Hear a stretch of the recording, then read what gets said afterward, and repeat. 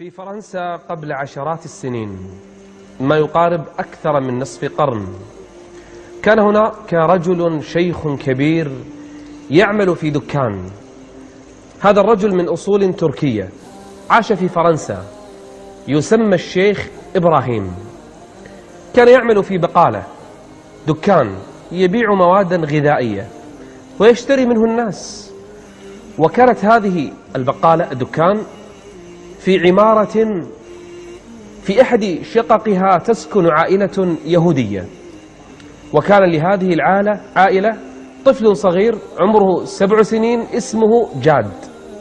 كان هذا الطفل يأتي يوميا يشتري من هذا الشيخ الكبير، يشتري حاجيات البيت، وكان في كل مرة يشتري يسرق قطعة شوكولاتة صغيرة يضعها مع الأغراض، والشيخ إبراهيم يعلم عنه لكنه يسكت.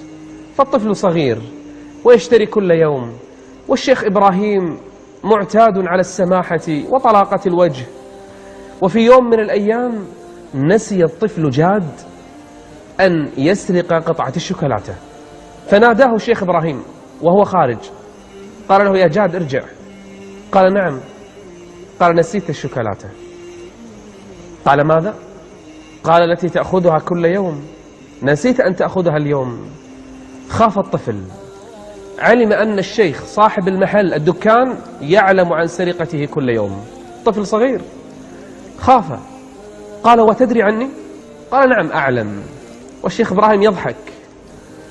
قال لهم: ماذا ستفعل بي؟ هل ستخبر الشرطة عني أو تخبر أهلي؟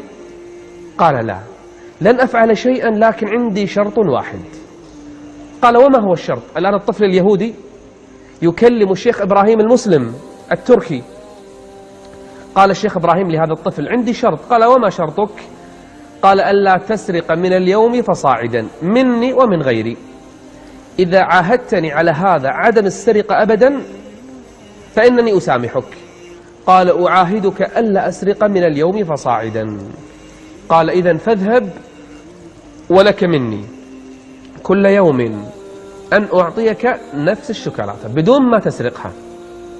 فرح الطفل، من يصنع له مثل ما صنع صاحب المحل؟ على الأقل لو غيره لو عنفه صرخ عليه طرده من المحل، لكنه يعامله بهذا الأسلوب.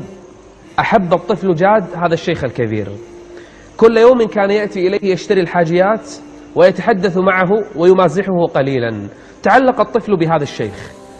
مرت السنون، كبر الطفل شيئا فشيئا، ناهز الحلم، بلغ الطفل، صار شابا يافعا، وهو في مرحلة الشباب، والشباب في أوروبا يمرون بمشاكل. كان كلما مر هذا الشاب جاد وهو يهودي، كلما مر بمشكلة وضائقة وهم لجأ لذلك الشيخ الكبير. جلس معه يشتكي له ويخرج ما في صدره من هموم، فلا أبوه ولا أمه ولا إخوانه ولا أصحابه ينفعونه إلا هذا الشيخ. وكان الشيخ إبراهيم لما يأتي جاد الشاب الفرنسي اليهودي يجلسه عنده يشتكي له همه، يقول له: انتظر. وعنده صندوق، يفتح الصندوق ويخرج له كتابا. جاد ما يعرف شنو قصة هذا الكتاب، فيعطي الشيخ إبراهيم الكتاب لجاد، يقول له: افتح لي أي صفحة. يفتح أي صفحة هكذا عشوائيا، يفتح صفحة يقول: تفضل. فيقرأ الشيخ إبراهيم هذا الكتاب الذي هو القرآن، وجاد ما يعرف، يقرأ الصفحتين ثم يشرحهما لجاد ويوجد له حل المشكلة من خلال الصفحتين، أي صفحتين في هذا الكتاب. وكان جاد يتعجب: شنو هذا الكتاب اللي كل ما وقعت في مشكلة وأفتح أي صفحتين أجد فيها الحل؟ كتاب عجيب، كتاب غريب. مرت السنون ومرت الأيام، وجاد كلما وقع بمشكلة ذهب للشيخ إبراهيم. في يوم من الأيام غاب الشيخ عن المحل، سأل عنه جاد، اكتشف أنه مريض وفي المستشفى، وما هي إلا أيام ويتوفى ذلك الرجل الشيخ إبراهيم التركي اللي في فرنسا، توفي في ذلك اليوم. وقبل أن يموت قال لأولاده الذين حوله، أولاد الشيخ إبراهيم، قال لهم: هذا الصندوق لا تفتحوه، أعطوه مني هدية لذلك الشاب الذي اسمه جاد، وقولوا له هذه هدية من الشيخ إبراهيم، ولا تفتحوا الصندوق. ما فتحوه، ما يدرون شنو فيه. فلما جاء الشاب جاد وهو حزين يعزي أصحابه وأولاده الشيخ إبراهيم، أخذوه على جنب، قالوا له: إن أبانا قبل أن يموت أعطاك هدية. قال: وما هي هذه الهدية؟ قال: هذا الصندوق. فرح.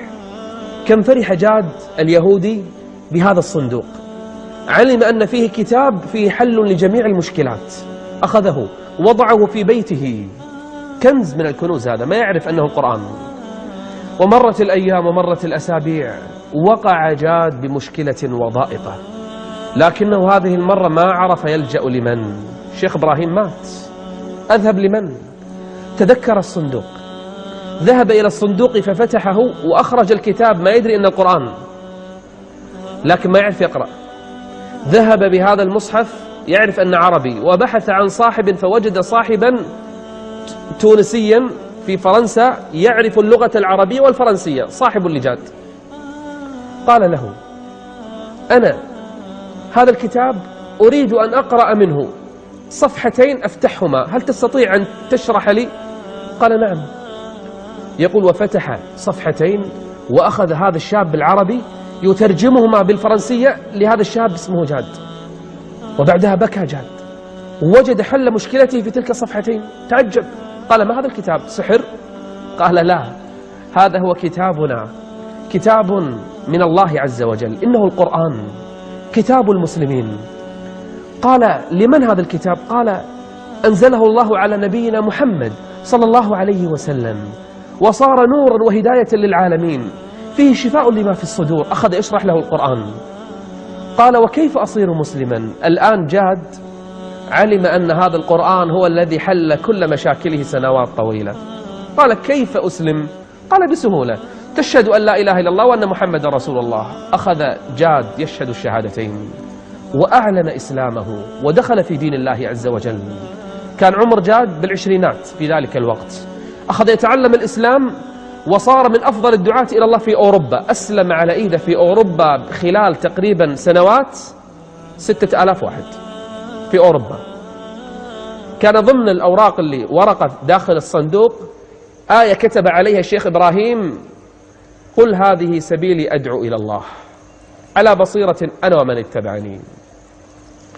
أخذ جاد يتعلم الدعوة إلى الله سبحانه وتعالى. قرر أن يسافر إلى أفريقيا، وفعلا سافر جاد الذي سمى نفسه جاد الله القرآني، تغير اسمه. جاد سمى نفسه اليهودي، سمى نفسه جاد الله القرآني. كان عنده يهودية متطرفة متعصبة تحارب طوال تلك السنين. ظل جاد الله في أفريقيا 30 سنة يدعو إلى الله. تعرف كم أسلم على يده؟ ملايين أسلموا على يد جاد الله القرآني بسبب من؟ الشيخ إبراهيم، صاحب الخلق الحسن، راعي الدكان. توفي جاد الله سنة 2003، قبل 7 سنوات من الآن توفي جاد الله. بعد سنتين 2005 أسلمت أمه اليهودية، تقول: لصبر ابني ودعوته وفعله أسلمت. أمه اليهودية المتعصبة. أسلموا على يد من؟ على يد جاد. يقول الدكتور صفوت حجازي أحد الدعاة المشهورين: كنت في مؤتمر في لندن، رأيت شيخا من شيوخ قبائل أفريقيا، كنا نتحدث عن وضع دارفور. يقول: فلما جلست مع هذا الشيخ شيخ القبيلة قلت له: تعرف جاد الله القرآني؟ يقول: فقام.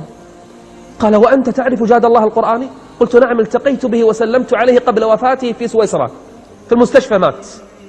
يقول: فأخذ يدي يقبلها. قال: لم تقبلها؟ قال: لأنك صافحت جاد الله القرآني. قال الدكتور صفوت يكلم هذا الشيخ الأفريقي، قال: وأنت أسلمت على يد جاد الله؟ قال: لا. قال: أنا أسلمت على يد دكتور أسلم على يد جاد الله القرآني. ما الذي جعل جاد الله يسلم ويدخل في دين الله؟ ما الذي جعل الملايين في أفريقيا يدخلون في دين الله؟ ما الذي جعل الآلاف وعشرات الآلاف في أوروبا يدخلون في دين الله؟ إنه خلق حسن من رجل شيخ كبير اسمه الشيخ إبراهيم. كان في دكان يبيع الحلويات والمواد الغذائية. حسن خلقه أدخل الملايين في دين الله عز وجل. الدعوة إلى الله من أعظم الفضائل، لكن بالأسلوب الحسن والموعظة.